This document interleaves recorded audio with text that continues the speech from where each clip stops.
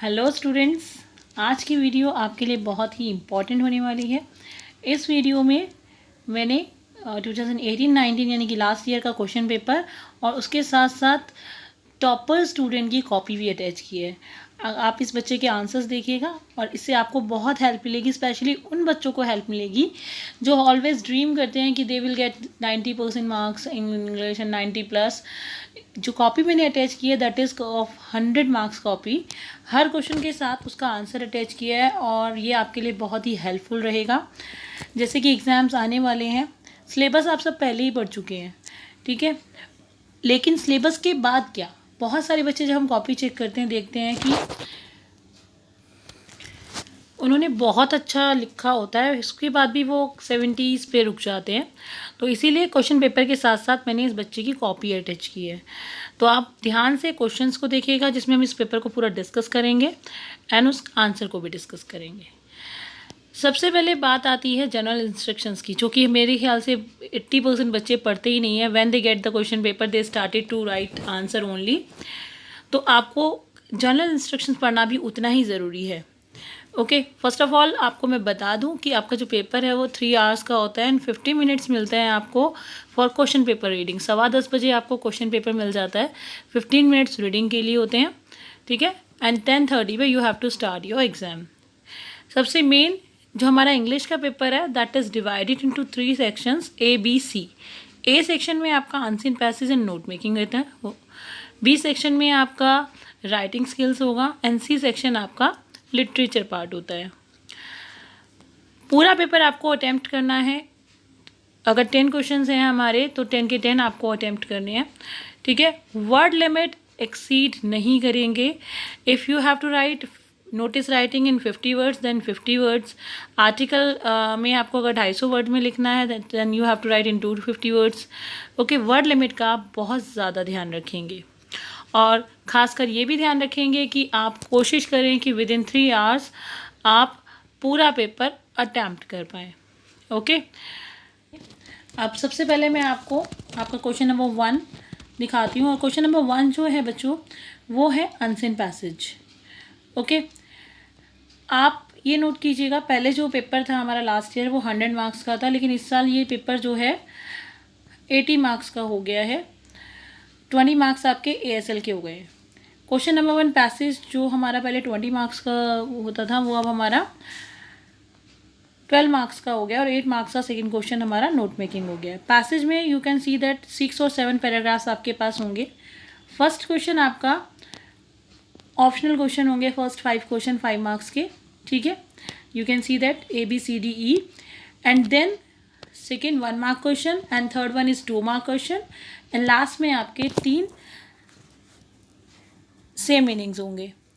तो वो जो सेम मीनिंग्स हैं, जैसे you can see that 1.4 question, ये आपको पैरा 8 में से ढूंढना है तो पैरा 8 में ही इसका सेम मीनिंग मिलेगा आपको, सिमिलर मीनिंग, ठीक है। पैरा 9 लिखा है, इट मीन्स आपका पैरा 9 में से इसका सिमिलर मीनिंग मिलेगा। Okay, now the copy of the 100 marks topper student. इस कॉपी की सबसे बड़ी खासियत यही है कि इस बच्चे ने सारे क्वेश्चंस सीक्वेंस में अटेंड किए हैं। ये नहीं कि पहले 8th कर दिया 9th कर दिया। अगर आपकी अच्छी तैयारी है एग्ज़ाम की तो थोड़ा सा आप इस कॉपी को एक बार ज़रूर देखेंगे, ठीक है, और प्रैक्टिस कीजिए सैम्पल पेपर्स। जैसे ये पेपर भी मैंने वीडियो में डाला है, आप इस पूरे पेपर को सॉल्व करना बिफोर एग्ज़ाम। ओके, तो इसने देखिए 1.1 का 5 पार्ट्स करे हैं, 1 2 3 4 5, ठीक है। 1 मार्क्स क्वेश्चन अटैम्प्ट किए हैं 1 2 3 सीक्वेंस वाइज। और इसमें सबसे बड़ी बात, जो आप ऑप्शनल क्वेश्चन करते हैं you have to write only answer. Okay, no need to write the all points. C देखो सारे पॉइंट कर रहे हैं। 1.3 में लिमिट 2 मार्क्स क्वेश्चन है, then you have to write 2-3 lines. Okay, बच्चे बहुत ज़्यादा नहीं लिखेंगे आंसर, 2-3 लाइन्स में you have to finish your answer, ठीक है। यू कैन सी ये 3 लाइन्स का है, ये 3 लाइन्स का करके, और 1.4 में इसने जो तीनों हमारे मीनिंग्स थे सिमिलर मीनिंग्स लिख दिए हैं। ओके, एंड इस स्टूडेंट ने फुल मार्क्स इसको आंसर पैसेज में लिए। Now come to the question number 2, note making. Note making पहले 10 मार्क्स का था। लास्ट ईयर के पेपर में जो 10 मार्क्स का है वो इस साल 8 मार्क्स का है। ओके, और इसमें भी 6 to 7 पैराग्राफ्स आते हैं जिससे आपको नोट्स बनाने होते हैं। नोट्स का एक प्रॉपर फॉर्मेट होता है, वो फॉर्मेट आपको फॉलो करना है, ठीक है। आप क्वेश्चन पेपर में पढ़ भी सकते हैं। On the basis of your understanding of above passage make notes on it using headings and सब हेडिंग। फॉर्मेट में हेडिंग और सब हेडिंग यूज़ करके करनी है। आप 1 2 3 करके करेंगे तो नहीं होगा। You have to use minimum 4 abbreviations and a title. 1 number title का मिलेगा आपको, ठीक है। समरी जो पहले 100 वर्ड्स की हुआ करती थी, अब आपको 80 वर्ड्स की लिखनी है, ओके। इस नोट मेकिंग को भी करके देखेंगे बच्चे। देखिए इस बच्चे ने बहुत ब्यूटीफुली प्रेजेंट किया है नोट मेकिंग को। फर्स्ट ऑफ ऑल टाइटल लिखा है इस बच्चे ने, ठीक है। वाटर, जो हमने नोट्स अभी हमने देखे थे उसका टाइटल दिया। फिर मेन हेडिंग लिखी है and these 1.1 1.2 1.3 are the sub headings, okay. ये सब क्या हैं, आपकी सब हेडिंग्स हैं। तो इसी तरह से आप एक नोट मेकिंग में 3 और 4 मेन पॉइंट्स बनाएंगे। मेन हेडिंग और सब heading depends on main heading. Now जब आपके नोट्स पूरे हो जाते हैं तो आपको एब्रीविएशंस लिखनी होती हैं। उसके लिए आप एक बॉक्स बनाएंगे एंड बॉक्स में you have to write abbreviations. At least 4 abbreviations बनानी है और इन 4 एब्रीविएशन की मार्किंग होती है 1 मार्क। 1 नंबर सेपरेट इस एब्रीविएशंस का होता है। Then you have to write summary in 80 words. Now पहले ये 100 वर्ड्स में लिखनी होती थी, ठीक है। 80 words means a short paragraph. एक शॉर्ट पैराग्राफ में आपको अपने व्यूज़ डालने हैं अबाउट दिस पैराग्राफ, ओके। बहुत सारे बच्चे नोट्स कॉपी कर देते हैं, वो नहीं करना है। Now question number 3, you can see here the part 1 is notice writing and which you have to write in 50 words about the problem of irregular supply of drinking water, and part 2 is a formal invitation, okay। तो आपको एक attempt करना है बच्चों। अगर दोनों question में से अगर चॉइस में से इस क्वेश्चन में करने की बात आती है तो आई एडवाइज यू दैट कि हमेशा नोटिस राइटिंग अटैम्प्ट करने की कोशिश कीजिए, क्योंकि नोटिस राइटिंग में अगर आप प्रॉपर फॉर्मेट के साथ करते हैं then you can get 4/4 easily. इस टॉपर बच्चे की कॉपी में भी इसने नोटिस राइटिंग ही अटैम्प्ट किया है। ऐसा नहीं है कि इनविटेशन में मार्क्स नहीं मिलते, बट एक प्रॉपर फॉर्मेट के साथ नोटिस में ईजिली यू कैन गेट 4/4।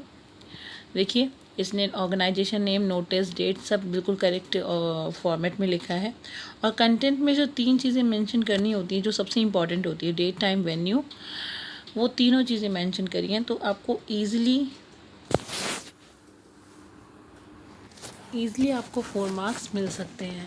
ये 4 मार्क्स डिवाइडेड होते हैं 1 + 2 + 1 में। It means 1 for the format, 2 content and 1 for the expression, okay.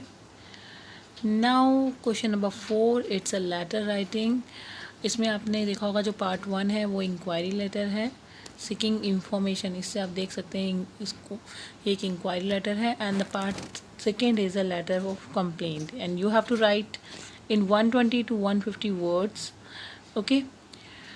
Inquiry letter और कंप्लेनिंग लेटर, अगर यहाँ चॉइस है तो मैं आपको कहूँगी कि आप इंक्वायरी लेटर लिखेंगे, क्योंकि वहाँ एक प्रॉपर फॉर्मेट होता है। एक प्रॉपर फॉर्मेट ही आपको वही रिपीट करना होता है, तो इसमें मार्क्स मिलने की ज़्यादा उम्मीद होती है। इस बच्चे ने भी देखिए इंक्वायरी लेटर ही अटैम्प्ट किया है।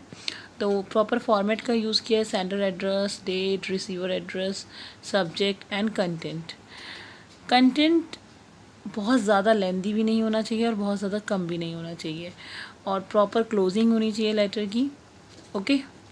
और एक चीज़ जो आप राइटिंग स्किल करते हुए ध्यान रखेंगे कि स्पेलिंग मिस्टेक नहीं करेंगे।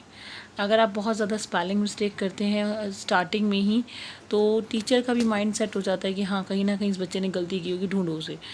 तो स्पेलिंग मिस्टेक पे ध्यान देना है अपनी।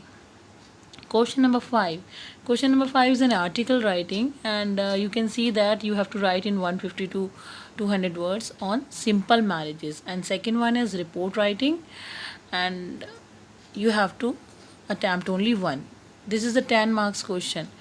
किसी भी आर्टिकल में आपको वर्ड्स बहुत अच्छे यूज़ करने हैं, and you can use the proverbs and idioms अपना राइटिंग स्किल्स को और अच्छा दिखाने के लिए। ये जो मैंने अंडरलाइन किया है ये लाइन इस बच्चे ने बहुत ही अच्छी यूज़ की है, ओके। एंड बहुत बार बच्चे मेरे से पूछते हैं कि मैम 250 वर्ड्स में हम कितना लिखें, तो at least you have to fill 2 pages. You can see that 2 page आप कम्प्लीटली लिखेंगे, देन आपके 250 वर्ड्स अप्रॉक्स कंप्लीट हो जाते हैं। Now question number 6, it's an debate on use of technology does not lead to loss of employment. बच्चों इसे ज़रूर अपने आप से लिख के देखना, एन स्पीच, ओके, क्योंकि speech and debate writing skills आप जितना लिखेंगे उतना ही ज़्यादा आपकी प्रैक्टिस होगी। यू कैन सी दैट अगर आप स्पीच राइटिंग कर रहे हैं तो आपको पहले प्रॉपर ग्रीट करना है और उसके बाद एक अच्छे से स्लोगन के साथ भी आप शुरू कर सकते हैं, और साथ ही साथ आपको वही 250 वर्ड्स का ध्यान रखना है। और एक बार खुद लिख के देखें, फिर इस बच्चे का मैच करें कि आपने क्या वर्ड, इसको रीड ज़रूर करना है इसकी स्पीच राइटिंग को, okay. Now question number 7, you can see there are 2 stanzas जो कि अब चेंज हो चुका है। अब जो है आपका 7A और B 2 पार्ट्स आएंगे, ओके। 7A पार्ट में आपका एक एक्सट्रैक्ट होगा and you have to find 1 marks question, and 7B part में आपकी पोएम होगी, ओके। लेकिन यहाँ आप देख सकते हैं आपके पास 2 पोएम है। First stanza is from keeping quiet and second stanza from a think of beauty poem, okay. 4 marks का। देन अब ये चेंज हो गया इस साल से, तो उस पर ध्यान दीजिएगा। यहाँ यू कैन सी दैट इस बच्चे ने 1 मार्क्स के आंसर 1 और 2 लाइन में दिए हैं। बहुत सारे बच्चे क्या करते हैं, बस वो एक वर्ड का आंसर दे दिया। अगर लगता है कि एक वर्ड का आंसर है ठीक है, नहीं तो उसे पूरा सेंटेंस में लिखने की कोशिश कीजिए। ये एक इन्विजिलेटर पे बहुत अच्छा इफेक्ट डालता है। Now question number 8, 9, 10, 11 and 12। 11 और 12 मैंने ऐड नहीं किया है क्योंकि नॉवल आपके सिलेबस से हट चुका है। We will discuss question number 8। You can find there are 6 questions and you have to attempt only 4. You can see that the first question is from the Aunt Jennifer Tigers, and second question is from the describe the irony in Sahib's name, ये lost spring का question है, okay. Third one is from Going Place, and fourth one from the Yvonne Tries O Level, and E part is from the Enemy, and F from the Rick does not like the contradict comment. Should wizard hit mommy? 30-40 words. It means you have to you have to write half of the page. अगर आपके पास एक full page है तो इस एक page पे 2 ही answer attempt करें, हौच पौच ना करें। और नेक्स्ट जो मैं बताने वाली हूँ वो भी बहुत इम्पॉर्टेंट है। वो ये चीज़ है कि बेटा क्वेश्चन कई बार हाउ एंड वाई 2 क्वेश्चंस पूछे होते हैं, बच्चे एक का ही आंसर देते हैं, हाउ का दे दिया, वाई का नहीं दिया, व्हेन एंड वाई दिया है, तो व्हेन एंड वाई दोनों के आंसर सेपरेटली होने चाहिए, okay. Now question number 9, it's a long question. You can C first question is from the tiger king. The Tiger King wanted to protect himself from a tiger attack. Describe the difficulties created by him for his officials and subject. तो इसमें आपको summary नहीं लिखनी है। बहुत सारे बच्चे क्या करते हैं, समरी लिख देते हैं, तो ऐसा नहीं करना है, okay. You can read the answer of this student also, okay. Then you have to know that what can be the correct answer of this question.